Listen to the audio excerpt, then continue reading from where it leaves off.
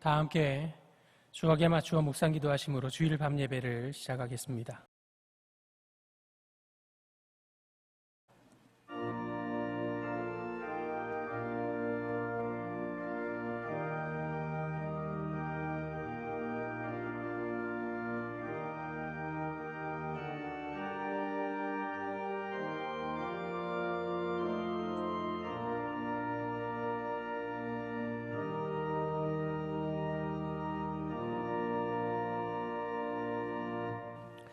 다 함께 찬송가 427장을 함께 부르겠습니다.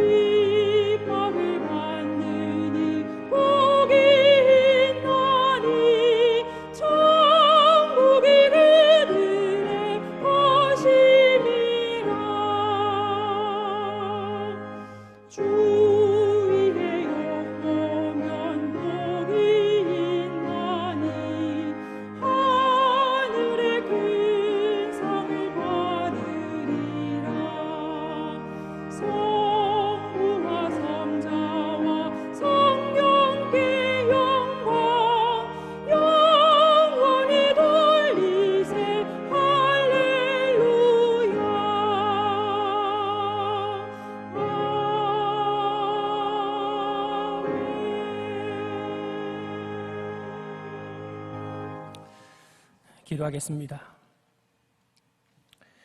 지금도 살아계셔서 당신의 창조하신 온 우주를 완전한 주권과 계획 속에서 운영하시는 아버지 하나님, 코로나19 사태로 온 세상이 난리와 난리의 소문이 흉흉한 가운데 사회나 경제, 문화 등 모든 것이 두려움을 인하여 얼어붙은 것만 같은 상황 속에서도 당신의 선하신 손길로 얼어붙은 땅에 봄의 기운을 가져오시며 돌보지 않았던 들의 꽃들이 피어나는 아름다운 자연을 통해 변함없이 다스리시는 하나님의 섭리의 손길을 보여주심으로써 위로와 용기를 얻게 하시니 참 감사합니다. 아버지 하나님, 평화시대를 사는 값을 하라는 말씀이 가슴에 사무치고 뼈에 새겨지도록 고통의 때를 통과하고 있습니다. 근본 사태로 잃어버리고 손해를 본 것이 개인과 교회, 국가적으로 헤아릴 길이 없을 만큼 많지만 그럼에도 불구하고 이 일들로 인하여 하나님께서 우리에게 베풀어 주셨던 일상의 즐거움들이 얼마나 귀한 것이며 소중한 것인지를 다시금 돌아볼 수 있게 하심을 감사합니다. 하나님께서 역사의 벽보를 통해 말씀하실 때 우둔하고 어리석은 우리에게 주의 영으로 밝게 비춰주시어서 영원하지 않은 땅의 것에 집착하기보다 하나님께서 약속해 주신 확실한 미래의 약속을 굳게 붙잡는 가운데 진노 중에도 긍휼을 잊지 않으시는 하나님을 더욱 깊이 체험하도록 인도하여 주옵소서. 눈에 보이지 않는 바이러스보다도 우리의 영혼까지도 죽음에 이르게 할 뿐 아니라 지옥 영벌에 떨어지게 만드는 눈에 보이지 않는 죄악을 더욱 두려워하도록 도와주시옵소서. 근본 세계적인 재앙을 인하여 우리 자신의 하나님 앞에서 더욱 거룩하게 구별된 자로 서게 하옵시고 일상 속에 느슨해진 영적 고삐를 더욱 굳게 붙잡도록 인도하여 주시옵소서. 전염병을 인하여 아직은 공예로 모일 수는 없기에 오늘도 인터넷 예배를 통해 하나님 앞에 나아갑니다. 각자의 골방과 처소에서 하나님만을 바라보는 가운데 온 마음과 정성과 힘을 다해 예배하는 성도들의 예배를 받아 주옵소서. 하오나 아버지 하나님, 속히 전염병의 확산하는 기세가 진정되도록 긍휼을 베풀어 주시어서 공예로 모이는 즐거움을 회복하게 하여 주시옵소서. 코로나19로 인한 사태를 멈추실 수 있는 이는 오직 여호와 하나님 한 분뿐이심을 고백합니다. 하늘에 계시는 주여, 우리가 눈을 들어 주께 향하나이다. 상전의 손을 바라보는 종들의 눈같이, 여주인의 손을 바라보는 여종의 눈같이 우리의 눈이 여호와 우리 하나님을 바라보며 우리에게 은혜 베풀어 주시기를 기다리오니 역사하여 주시옵소서.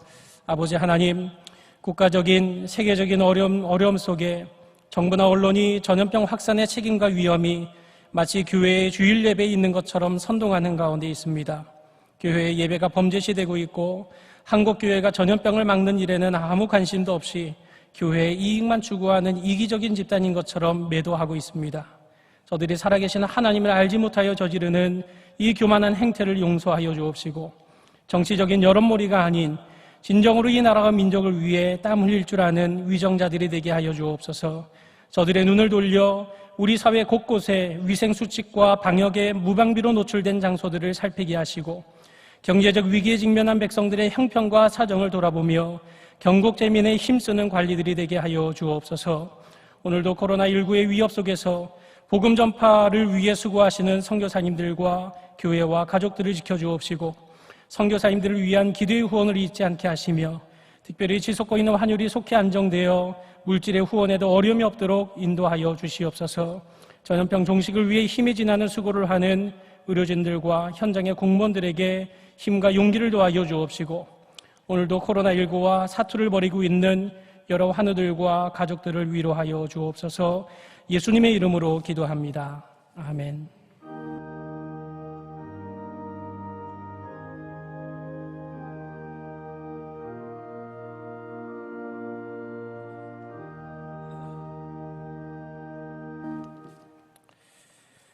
성경 봉독 시간입니다. 이 시간 함께 보실 하나님 말씀은 로마서 8장 18절로 25절까지의 말씀입니다.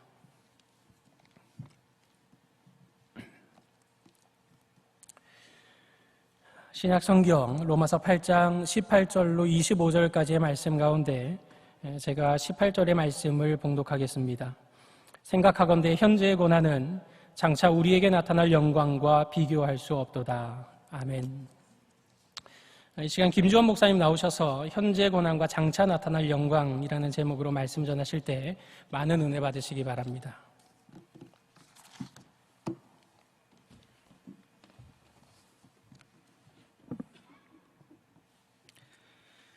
영국의 생물학자 알프레드 월리스가 자신의 연구실에서 다 자란 천잠나방이 고치에서 빠져나오는 모습을 관찰하고 있었습니다.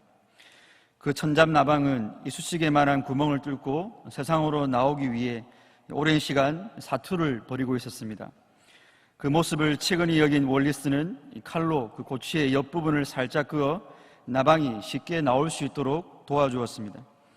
그런데 그렇게 쉽게 나온 나방은 그 천잠나방 특유의 날개 빛과 무늬가 없었고 또 제대로 날지도 못하고 이내 죽고 말았습니다. 월리스는 이 관찰을 통해서 천잠나방에게는 너무나 큰 고난이었던 탈출 과정이 나방의 날개에 힘을 길러주며 그 날개의 아름다운 색채와 무늬가 돋게끔 만들어준다는 사실을 발견할 수 있었습니다. 그런데 하나님께서는 이 한낱 미물인 이 번데기가 나방으로 환골탈퇴하는 과정 속에 고난을 통하여서 영광에 이르는 성경의 진리를 숨겨 놓으셨습니다.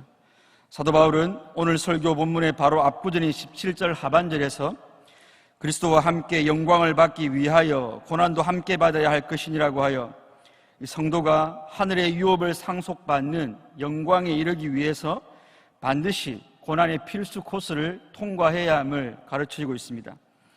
하지만 하나님께서는 그 필연적인 고난을 영광을 받기 위한 조건으로 제시하시므로 성도가 그 고난으로 인해 주저앉지 않고 도리어 그 고난을 통해 장래의 영광을 더 소망하도록 예비해 놓으신 것입니다. 그러므로 이 시간에는 이 주어진 본문을 통해 성도가 필연적으로 만날 현재의 고난을 통과할 때 꼭 붙들어야 할 장래의 영광이 무엇인지 함께 상고해 보겠습니다. 첫째, 성도는 죄의 저주 아래 있는 처음 하늘과 처음 땅이 쏟아내는 고난을 통과할 때 새하늘과 새 땅의 영광을 소망해야 합니다. 우리 함께 본문 18절로 22절까지 합독하시겠습니다. 생각하건대 현재의 고난은 장차 우리에게 나타날 영광과 비교할 수 없도다. 피조물이 고대하는 바는 하나님의 아들들이 나타나는 것이니 피조물이 허무한 데 굴복하는 것은 자기 뜻이 아니요 오직 굴복하게 하시는 이로 말미암음이라. 그 바라는 것은 피조물도 썩어짐의 종노릇한 데서 해방되어 하나님의 자녀들의 영광의 자유에 이르는 것이니라. 피조물이 다 이제까지 함께 탄식하며 함께 고통을 겪고 있는 것을 우리가 아느니라. 아멘. 사도 바울은 18절에서 생각하건대 현재의 고난은 장차 우리에게 나타날 영광과 비교할 수 없다라고 했습니다. 현재의 고난과 장차 나타날 영광의 비교 불가성을 두고 사도 바울은 고린도 교회에 보내는 편지에서는 우리가 잠시 받는 환난에 경한 것과 지극히 크고 영원한 영광에 중한 것이라고 다르게 표현하게 됐습니다. 계속해서 사도 바울은 이어지는 구절들을 통해 현재의 고난과 장래의 영광을 현재의 성도의 삶에 적용시키고 있습니다. 19절로 22절에서 나타나고 있는 현재의 고난은 성도가 살아가는 삶의 터전이 바로 죄로 말미암아 타락한 상태에 있다는 것입니다. 19절에서 피조물이 고대하는 바는 하나님의 아들들이 나타나는 것이니 라고 했습니다. 이 구절에서 피조물은 이성적 피조물인 천사와 인간을 제외한 생물과 무생물의 모든 피조물을 의미하는 것으로 곧 자연세계를 나타냅니다. 사도 바울은 이 자연세계 곧 피조물을 의인화하여서 그들이 하나님의 아들들이 나타나기를 고대한다라고 표현하고 있습니다. 여기서 고대한다로 번역된 헬라어는 이 뒤꿈치를 들고 목을 쭉 빼고 저 멀리 있는 한 점에 눈을 고정시킨 채로 기다리는 것을 묘사하는 단어로 한자말 학수고대와 그 뜻이 일치합니다. 그런데 피조물들이 그렇게 열렬하게 갈망하는 것이 하나님의 아들들이 나타나는 것이라고 바울은 진술하고 있습니다. 여기 피조물들이 하나님의 아들들이 나타나기를 학수고대하고 있다는 성경의 진술은 한 가지 질문을 야기시킵니다. 그건 바로 사도 바울은 이미 8장 14절에서 무릇 하나님의 영으로 인도함을 받는 사람은 곧 하나님의 아들이다 라고 이미 선언했기 때문입니다. 우리가 이 구절을 이해하기 위해서는 이미 그러나 아직이라는 개혁주의 교리가 가르치는 이 성도의 종말론적 긴장 상태를 파악하고 있어야 합니다. 즉 성도는 이미 하나님의 자녀가 되었지만 그러나 아직은 완전한 영화의 단계에 도달하지 못한 긴장 상태에 있는 자들입니다. 그러므로 19절에서 피조물들이 그토록 고대하는 바는 이미 구원받은 성도들이 영화의 상태에 이르는 것을 가리킵니다. 19절 이하의 구절들은 피조물들이 왜 그토록 성도들이 영화의 상태에 이르는 것을 갈망하는지에 대한 이유가 기록되어 있습니다. 20절은 그 이유에 대해 답하기를 피조물들이 허무한데 굴복하기 있기 때문이다 라고 말합니다. 여기서 허무라는 것은 원래의 상태, 원래의 목적에 도달하지 못한 곧 피조세계에 임한 혼돈과 부패의 상태를 가리킵니다. 여기서 피조물들이 허무한데 굴복하게 된 것은 창세기 3장에서 인간의 죄로 말미암아 이 땅이 저주를 받아 가시덤불과 엉겅퀴를 낼 것이라고 하신 하나님의 저주에서 비롯된 것입니다. 이 사실을 두고 20절 본문은 피조세계가 허무한 데 굴복하고 썩어짐의 종노릇을 하는 것은 자기 뜻이 아니요 오직 굴복하게 하시는 이로 말미암음이라고 진술하고 있습니다. 오늘 20절의 허무함은 21절에서 썩어짐의 종노릇이라고 다시 묘사되고 있는데 이는 저와 여러분들이 목격하고 있듯이 모든 피조세계가 수태와 탄생 그리고 성장에 이른 피조물들이 예외 없이 태보와 죽음과 부패와 그리고 분해의 과정 속에 종속되어 있음에 대한 성경의 진술입니다. 만약 피조세계에 대한 하나님의 역사의 결국이 이것이 전부라면 이 세상에 대한 염세주의자들과 허무주의자들의 관점이 옳을 것입니다. 하나님께서 그렇게 두시기로 결정하셨다면 그 어떤 피조물도 되돌릴 수 없기 때문입니다. 하지만 피조세계에 대한 성경의 진단은 허무주의와 염세주의의 관점으로 끝나지 않습니다. 헬라어 원어 성경에는 한글 성경에 21절 상반절에 있는 그 바라는 것은 이라는 표현이 사실은 20절 제일 마지막에 위치하고 있습니다. 표준 세번역본은 헬라 원문을 잘 반영하여 20절을 다음과 같이 번역해 놓았습니다. 피조물이 허무에 굴복했지만 그것은 자의로 그렇게 한 것이 아니라 굴복하게 하신 하나님이 그렇게 하신 것입니다. 그러나 소망은 있습니다 라고 번역했습니다. 그렇습니다. 타락한 피조세계가 맺는 고난의 열매들만 보고 염세와 허무와 비관의 잣대로 세상을 평가하는 자들은 틀렸습니다. 비록 현재는 피조물들이 허무한 데 굴복하고 있지만 이 피조세계에 분명한 소망이 있음을 성경은 가르치고 있기 때문입니다. 21절에서 피조세계에 대한 분명한 소망은 피조물도 허무함에 썩어짐의 종로로 탄 데서 해방되고 하나님의 자녀들의 영광에 이르는 것이니라고 진술하고 있습니다. 이 진술은 아주 중요한 진리를 가르쳐 주는데 성도가 영화의 단계에 이를 때 전 우주가 아예 사라져버리는 것이 아니라 피조세계 역시 죄로부터 해방되어 새롭게 갱신된다는 사실을 보여주기 때문입니다. 즉, 이 세상의 종말이 임할 때 성도는 죄로부터 완전히 해방되어 새로워진, 그러나 지금 우리가 살아있는 피조세계와의 연속성도 분명히 가진 그런 피조세계를 보게 될 것이라는 의미입니다. 바로 이 소망을 고대하면서 피조세계가 이제까지 함께 탄식하며 함께 고통을 겪고 있음을 성경은 진술하고 있습니다. 여기 함께 고통을 겪다로 번역된 단어는 해산의 고통을 의미하는 단어입니다. 그러므로 타락한 피조세계가 내뱉는 탄식과 겪는 고통은 절망의 징후가 아니라 소망을 해산하기 위한 과정으로서의 진통인 것입니다. 사도 바울은 피조세계의 그 탄식과 그 산고의 고통을 성도인 우리가 안다라고 표현하고 있습니다. 그렇습니다. 사도 바울의 진술대로 성도는 하늘이 하나님의 영광을 선포하고 궁창이 그의 손으로 하신 일을 나타내는 이 피조세계의 영광스러움도 보지만 동시에 타락한 피조세계의 신음을 듣고 고통의 현장을 생생하게 목격하는 자들임에 틀림없습니다. 그런 의미에서 헛되고 헛되며 헛되고 헛되니 모든 것이 헛되도다라는 전도자의 탄식은 이 타락한 피조세계의 타락상을 체감하는 모든 그리스도인들의 탄식이 되어야 합니다. 성도 여러분, 비록 19절로 22절의 본문의 주어가 피조물이라고 해도 오늘 본문의 중심은 성도라는 사실을 기억할 필요가 있습니다. 바울이 진짜 하고 싶은 이야기는 성도에게 장차 이루어질 영화의 때가 이르면 죄로 타락한 피조세계 역시 변화될 터이니 그때까지는 타락한 피조세계에서 당하는 일시적이며 가벼운 고난을 잘 참고 견디라는 말을 하고 싶은 것입니다. 왜냐하면 장차 하늘의 영광을 상속할 성도들이라 할지라도 현재는 죄로 타락한 피조세계에 속하여 살아가고 있기 때문입니다.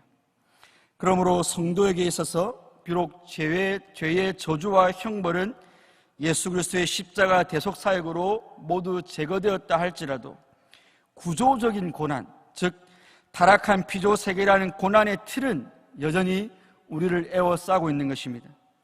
노동 그 자체는 거룩한 것이지만 노동 행위의 장소인 땅이 인간의 원죄로 저주를 받아 성도 역시 가시덤불과 엉겅퀴를 내는 땅에서 땀을 흘리며 평생토록 수고해야 소산을 먹을 수 있는 이런 구조적인 고난의 틀 안에 매여 있습니다. 예수님께서 가난한 자들은 항상 너희와 함께 있을 것이라고 말씀하신 대로 이 타락한 피조세계에 사는 날 동안에는 자유민주주의와 시장경제 체제를 능가하는 정치와 경제 시스템이 개발된다 해도 가난이라는 고난의 틀이 항상 저와 여러분들을 괴롭힐 것입니다. 뿐만 아니라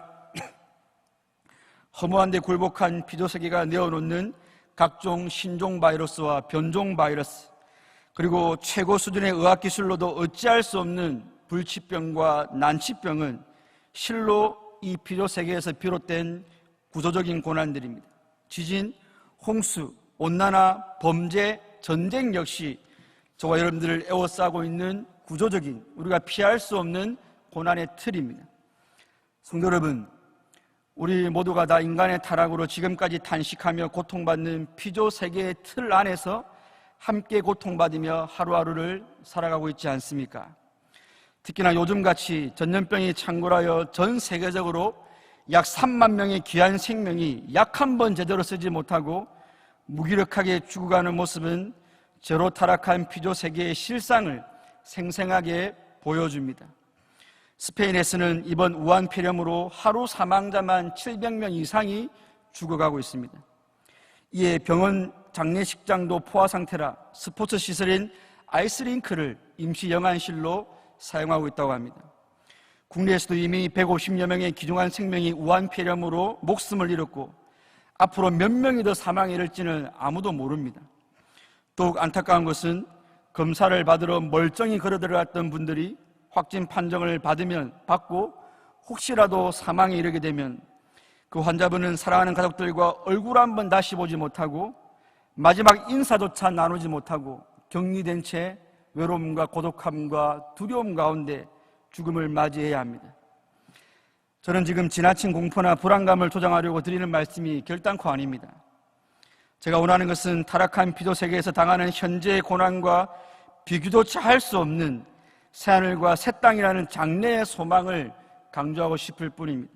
그런데 그 장래의 소망이 진정한 소망이 되기 위해서는 우리가 발 디디며 살아가는 이 피조세계가 죄로 인하여 얼마나 고통받고 신음하고 있는지를 성도가 알아야 합니다. 그리고 왜 신음받고 왜 고통받고 있는지도 알아야 합니다. 피조세계의 탄식이 더 크게 들리고 그 고통이 더 선명하게 보일수록 새하늘과 새 땅에 대한 성도의 소망은 더 간절해지기 때문입니다. 그러나 바벨론 음녀가 주는 포도주에 취해 영의 시력과 청력이 마비되어 피조세계의 탄식과 고통을 제대로 듣고 보지 못하는 성도들이 꽤나 많습니다. 바로 그런 성도들에게 피조세계에서 현재 발생하는 모든 고난은 세상의 정욕에 취한 채로 세상의 바쁨에 함몰되어 자신의 바벨탑을 쌓는 데만 혈안이 되어 있는 성도들을 새하늘과 새 땅의 소망으로 이끄시기 위한 하나님의 확성기입니다. 다람쥐 쳇바퀴 돌아가듯 반복되는 일상을 살아가면서 먹고 마시는 문제에만 함몰되어 예배의 감격을 잃어버리고 기도의 열정을 잃어버리고 내세에 대한 소망은 현세의 물욕에 의해 압도당한 성도들을 하나님께서는 현재의 고난으로 흔들어 깨우시는 것입니다. 우리가 인생의 작은 고난으로 잠시 깨어났다가도 세상이 전하는 안전하다, 평안하다는 거짓 증거에 인해 쏘가 다시 잠들어 버린 성도들을 하나님께서는 고난의 강도를 더 세게 하시어 흔들어서 깨우십니다. 그러므로 하나님께서 흔들어 깨운 성도는 아픔과 슬픔과 두려움 등을 동반하여 찾아오는 고난에 둔감하지 않고 오히려 그 고난을 생생하게 체감하지만 그로 인해 낙심하거나 주저앉는 자들이 아니라 현재의 고난과 비교조차 할 수 없는 새 하늘과 새 땅의 영광을 소망하는 데까지 나아가는 자들입니다. 하나님께서 성도들을 위해 예비하신 새 하늘과 새 땅에서는 이전 것은 기억되거나 마음에 생각나지 아니할 것이라고 약속해 주셨습니다. 그 새 하늘과 새 땅에서는 하나님께서 창조하신 것으로 말미암아 영원히 기뻐하며 즐거워할 것이라고 약속해 주셨습니다. 그 새 하늘과 새 땅은 이리가 어린 양과 함께 살며 표범이 어린 염소와 함께 누우며 송아지와 어린 사자와 살찐 짐승이 함께 있어 어린 아이에게 끌리며 암소와 곰이 함께 먹으며 그것들의 새끼가 함께 엎드리며 사자가 소처럼 풀을 먹을 것이며 젖먹는 아이가 독사의 구멍에서 장난하며 젖된 어린아이가 독사의 굴에 손을 넣는 곳으로 여호와의 성산 모든 곳에서 해됨도 없고 상함도 없을 것이니 이는 물이 바다를 덮은 같이 여호와를 아는 지식이 세상에 충만할 것이라고 약속하신 곳입니다. 그 산을과 새 땅은 하나님의 영광이 비치고 어린 양이 그 등불이 되심으로 해나 달의 비침이 아무 쓸모가 없는 곳으로 성도가 사모해야 할 아름다움과 영광스러움의 극치의 장소입니다.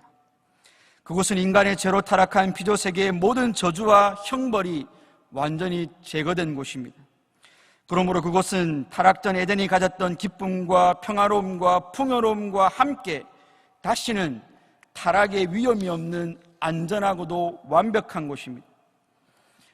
모든 성도에게 장차 도래할 새하늘과 새 땅의 영광과 이 아름다움을 소망하심으로 눈물골짜기 인생에서 당하는 현재의 고난을 넉넉히 이기시는 성도님들 되시기를 주님의 이름으로 축원드립니다.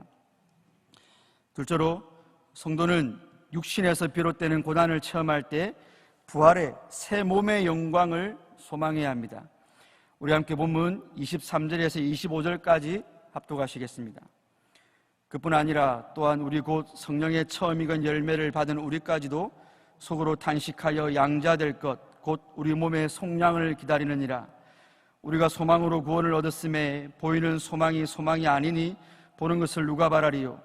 만일 우리가 보지 못하는 것을 바라면 참음으로 기다릴지니라. 아멘. 22절에서 사도 바울이 피조물의 탄식을 언급했다면 이제 23절에서는 성도의 탄식에 대해서 언급하고 있습니다. 23절에 의하면 탄식하고 있는 성도는 성령의 처음 익은 열매를 받은 자들입니다.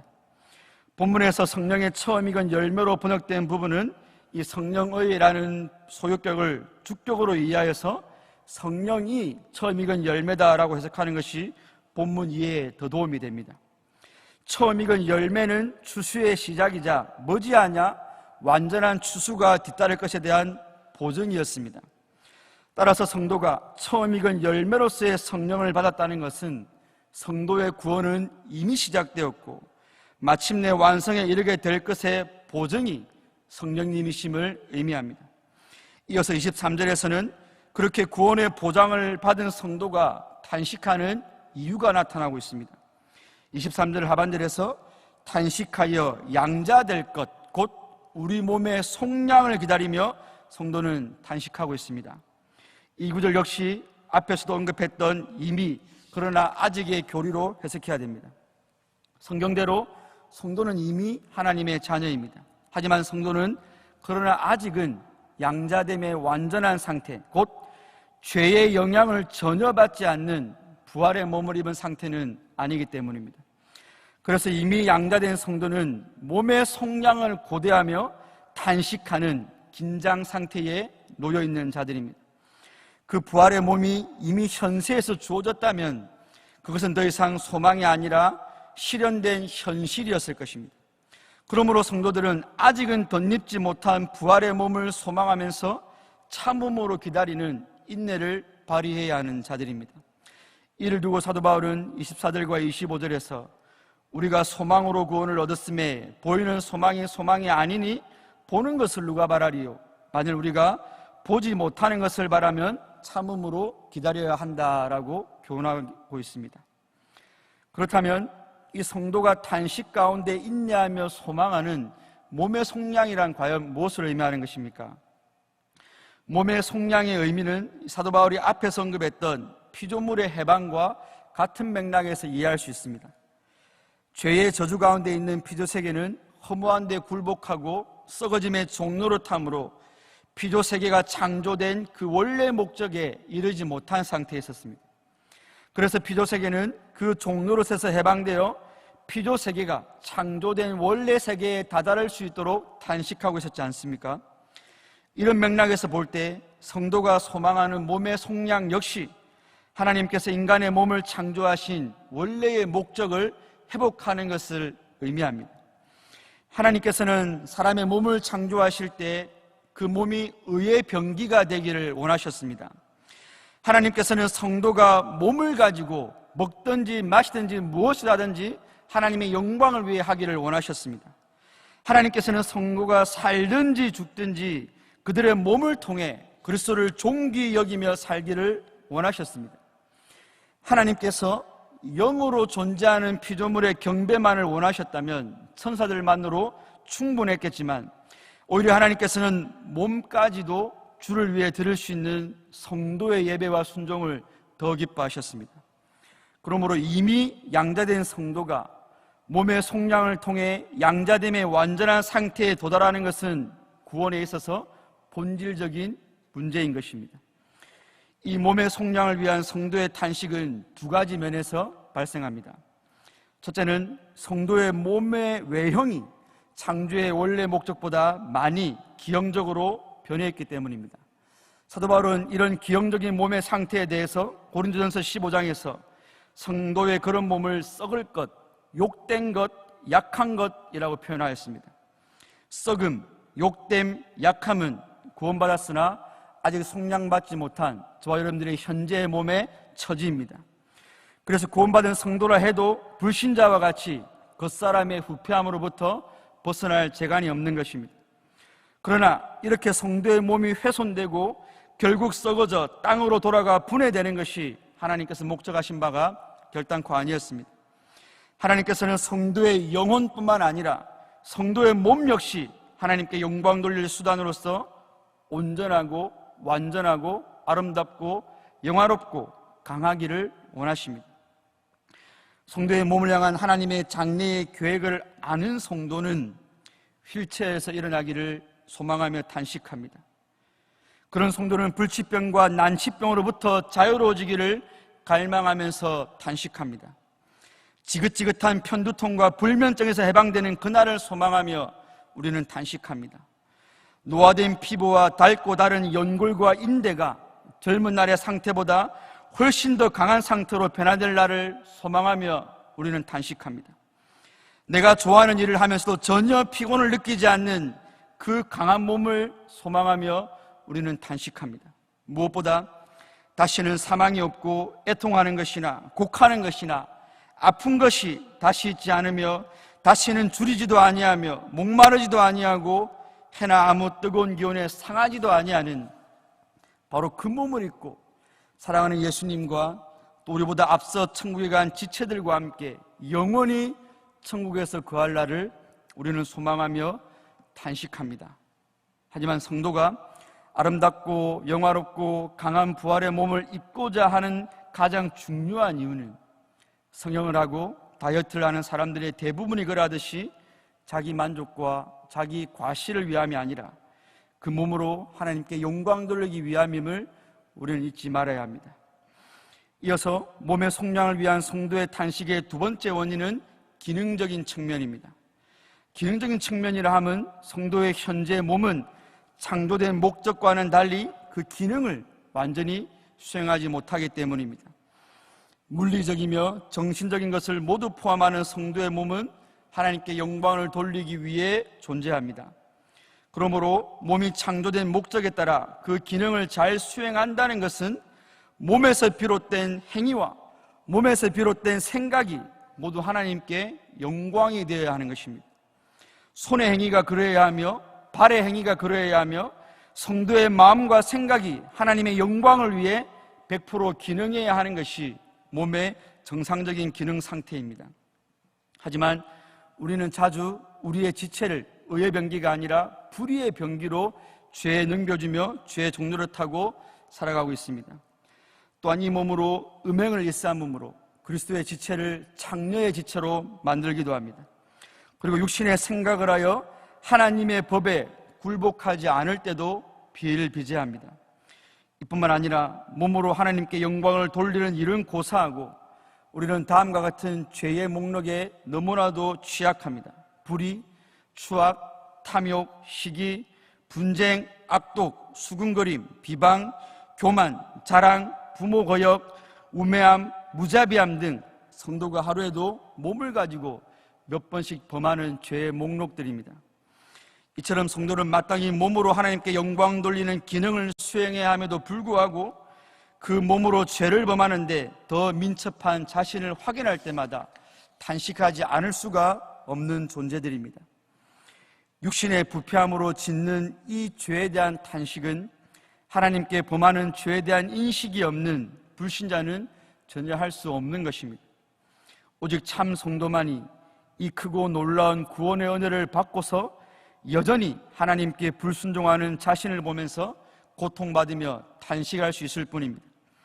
나의 구주께서 그 참혹한 십자가에서 날 위해 죽으신 이유가 바로 나의 죄 때문이라는 사실을 아는 성도에게 구원받은 이후에도 여전히 몸으로 죄를 범하는 자신을 바라보는 것은 참으로 고통스러운 일이 아닐 수가 없기 때문입니다. 물론 성령께서는 희락이라는 성령의 열매를 맺게 하시는 분이기에 성도는 세상이 알 수 없는 기쁨도 가지고 있지만, 동시에 죄를 책망하신 분이 성령님이시기에 성령을 받은 성도는 다윗처럼 나의 죄로 인하여 내 뼈에 평안함이 없나이다라는 탄식을 하게 되는 것입니다. 우리는 채 10분도 간절히 기도하지 못하는 우리의 몸을 탄식합니다. 예배드릴 때마다 거룩하게 앉아있지만 세상의 잡념에 사로잡히는 이 몸을 탄식합니다. 하나님께 영광이라는 미명 아래 결국 자신의 이름을 내려 하는 이 몸을 탄식합니다. 원수는 고사하고 옆에 지치 않아 진심으로 사랑하지 못하고 돌보지 못하는 이 몸을 탄식합니다. 그래서 참 성도는 여전히 죄를 범하고 있는 이 몸을 벗고 다시는 죄를 범하지 않는 그 부활의 몸을 입고자 하는 소망을 시시때때로 가지게 됩니다. 그 부활의 몸을 입게 되었을 때 성도는 굳이 애쓰지 않아도 하는 말마다 하나님을 향한 찬양이 될 것이며, 애쓰지 않아도 우리가 하는 행위마다 하나님께 영광이 될 것이며, 하는 생각마다 하나님을 더 높이고 하나님께 기꺼이 단 마음으로 복종하게 될 것입니다. 온 마음으로 여호와를 즐거워하며 하나님만으로 100% 만족하게 되는 것은 부활의 몸을 입고서야 가능할 것입니다. 마음과 뜻과 정성을 다해 하나님과 이웃을 그때는 사랑할 수 있게 될 것입니다. 그때는 소위 일문일답을 암송만 하는 것이 아니라 천국 생활의 모든 일상이 하나님께 영광이요 그분을 영원토록 즐거워하는 삶이 될 것임에 틀림없습니다. 이 몸의 속량을 위한 성도의 탄식과 소망을 이 지상의 삶을 통해 잘 보여주신 분이 바로 미국 개척 초기에 인디안 선교사로 사역하다가 29세에 부르심을 받은 이 데이비드 브레이너 목사님이라고 생각합니다. 그는 연약한 육체로 인디언들에게 복음을 전하다가 29세의 나이에 결핵으로 죽어가면서 그의 일기장에 다음과 같은 기록을 남겼습니다. 나는 지금 영혼의 문턱에 서 있다. 나는 지금 죽어가고 있다. 나는 지금 영광을 얻기 위해 천국으로 가는 것은 아니다. 내가 천국을 사모하는 것은 하늘나라의 한 모퉁이에 서서 모든 영광과 찬양을 하나님께 돌리기 위해서이다. 이것만이 나의 부르짖음이요 탄식이요 소원이다. 하나님을 더욱 사랑하고 하나님을 더욱 찬양하는 것, 그리고 그를 영원토록 기쁘시게 하는 것, 오직 이것만이 내 영혼이 갈망하는 것이다 라고 했습니다. 이 일기의 내용처럼 브레이너 목사님이 천국에 가고 싶은 제일의 이유는 천국에 가면 죄를 짓지 않기 때문이었습니다. 브레이너 목사님의 삶 자체는 가난하였고 극심한 질병에 걸려 고독하고 고통스러웠지만 그를 가장 힘들게 한 것은 다름 아닌 죄 문제였습니다. 죄로 말미암아 하나님의 영광을 가리고 있는 것이 가장 큰 고통이었기에 더 이상 죄를 범하지 않는 천국을 소망하며 탄식했던 것입니다. 바로 하나님의 영광을 위한 탄식이었습니다. 바라기는 우리 경향의 모든 성도님들도 썩어질 욕된 몸을 벗고 다시는 죄를 지을 수 없는 부활의 몸을 소망하시면서 연약한 육신으로 하루하루 죄와 피 흘리기까지 싸우는 이 현재의 고난을 능히 통과하시기를 주님의 이름으로 축원드립니다. 성도 여러분, 오늘 이 설교가 현재 여러분들이 직면한 여러 가지 고난을 하나도 해결해 주지는 못할 것입니다. 그러나 오늘의 본문은 여러분들에게 고난에 대한 새로운 관점을 제공해 주고 있습니다. 오늘 성경에 계시는 죄로 타락한 피조 세계에서 성도가 당하는 사회 구조적인 고난이 새하늘과 새 땅으로 황골 탈퇴하기 위한 과정임을 분명히 제시합니다. 또한 약한 몸과 그 몸으로 범하는 죄로 인한 성도의 탄식은 그 몸을 벗고 영화로운 부활의 몸을 잇기 위한 과정임을 역시 성경은 제시합니다. 성경이 계시하는 것과 같이 성도가 당하는 현재의 고난을 장래의 영광에 이르기 위한 과정으로 여긴다면 오늘날 성도는 고난이라는 특권을 누리고 있는 것입니다. 왜냐하면 구원의 과정을 오늘 본문에 따라 양자로 입양되고 고난을 받고 영화된다라는 단순한 도식으로 풀어볼 때 오늘 현재의 고난은 구원의 완성의 현재적 단계이기에 영화에 이를 성도에게 있어서 특권임에 틀림없는 것입니다.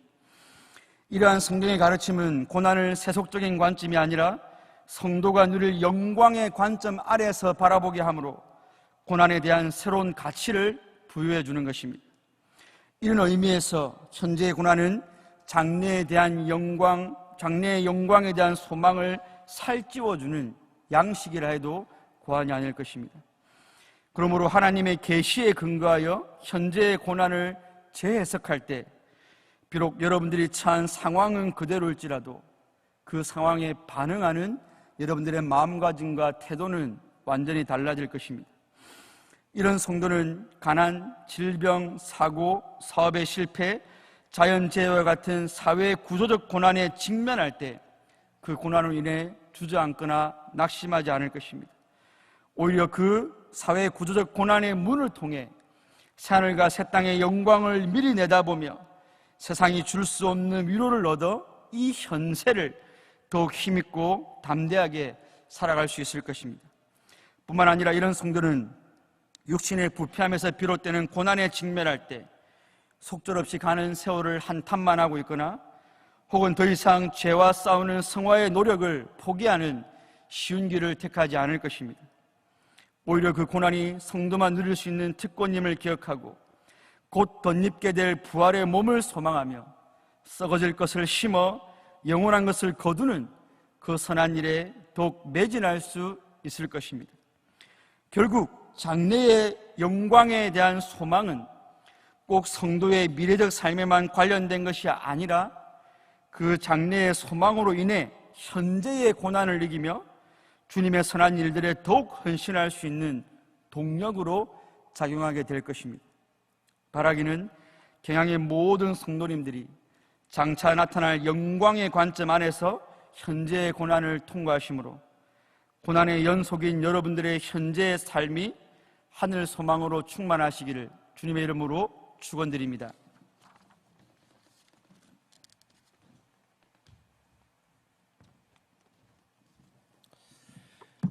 다 함께 찬송가 242장을 함께 부르겠습니다.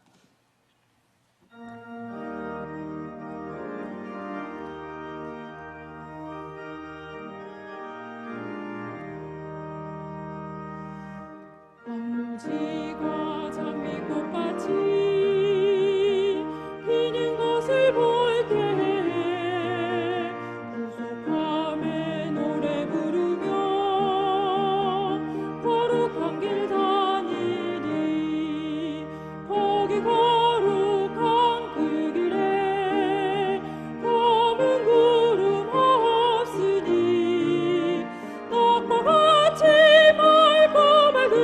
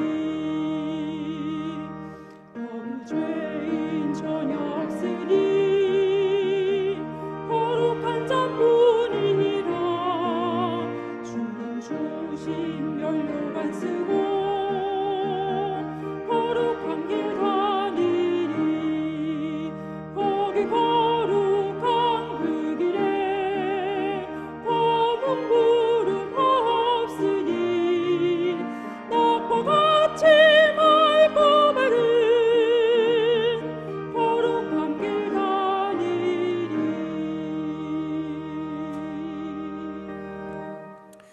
영상으로 교회 소식 보시겠습니다.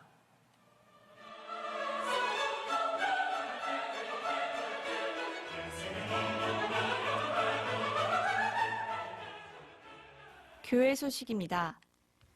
코로나19 사태 지속으로 다음과 같이 조치합니다. 금일 오전 10시에 드린 주일학교 인터넷 예배는 교회 홈페이지와 유튜브를 통해 다시 보실 수 있습니다. 금주 수요밤 예배는 인터넷 예배로 오후 7시 30분에 드리며 설교는 정원재 목사님께서 하시겠습니다. 예배 중 헌금을 드리고자 하시는 성도님들은 안내된 온라인 헌금 방법을 이용하시거나 차후 예배당 예배로 복귀 시 모아서 헌금해 주시면 되겠습니다. 새벽기도회와 금요기도회를 비롯한 교회 내 각종 모임과 행사는 당분간 중단합니다. 교회 출입과 각종 시설 이용이 당분간 불가하오니 양해 바랍니다. 교회보를 주중에 성도님들 가정에 발송해드리며 교회 홈페이지를 통해서도 열람하실 수 있습니다. 혹 교회보를 받지 못하신 성도님들께서는 교육자를 통해 확인해 주시기 바랍니다. 다음 주일은 종려주일로 지키겠습니다. 교회 문자와 홈페이지 등으로 전달되는 공지사항을 잘 확인해 주시기 바랍니다. 감사합니다. 송영으로 찬송가 400장을 함께 부르신 후에 담임 목사님 나오셔서 축도해 주심으로 주일밤 예배를 모두 마치겠습니다.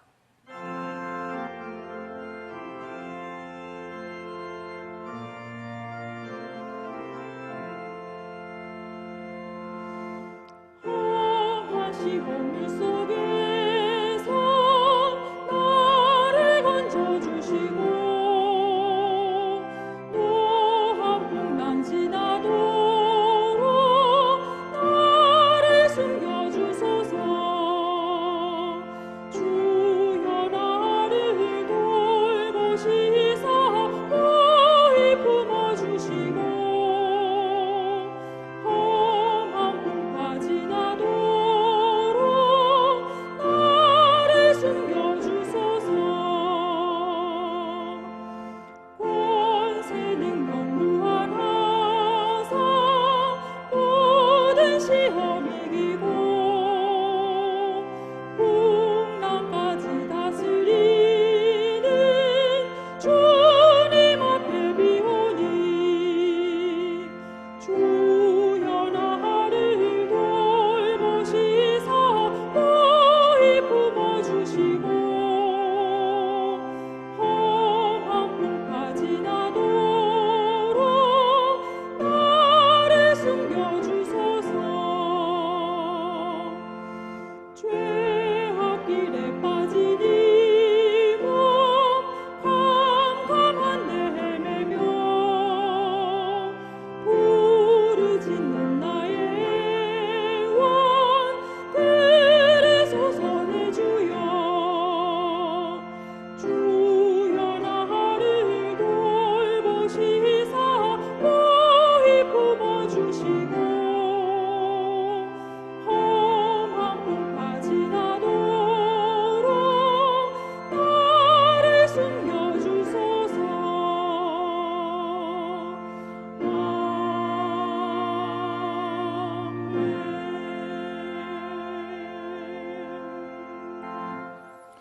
기도하겠습니다.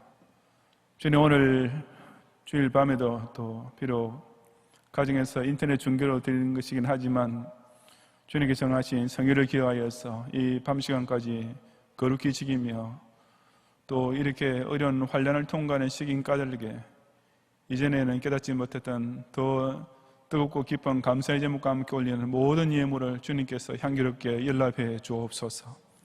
이번 한 주간에도 경외의 모든 성도들의 출입을 당신의 운동들처럼 안전히 보호하시고 이런 재난 가운데서도 그 사랑하시는 택자를 위해 특별히 베푸시는 은혜와 축복 가운데 한 주간도 승리하게 해 주옵소서.